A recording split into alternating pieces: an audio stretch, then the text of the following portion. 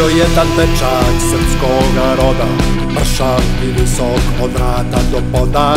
Živeo u vreme potpunog mraka, kad je zemlja bila tamna kao raka.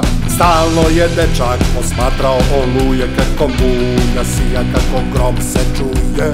Hteo je šakom da uhvati oluju, do snagu neba pretvori u struju. Neka svetlost doma svaku senku ruši, neka Tesla bude zapisan u duši. Neka svetlost doma svaku senku ruši, neka Tesla bude zapisan u duši.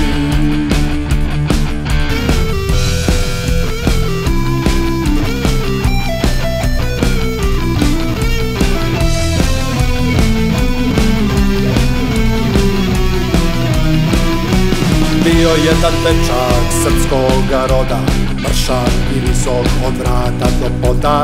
Živeo u vreme potpunog mraka, kad je zemlja bila tamna kao raka. Borio se dečak sa munjama svetlim, sa Božjom voljom, sa oružjem svetim. Poteklo je svetlo iz njegovih ruku, da se prazne duše napokon obuku. Neka svetlost doma svaku senku ruši, neka Tesla bude zapisan u duši. Neka svetlost doma svaku senku ruši, neka Tesla bude zapisan u duši.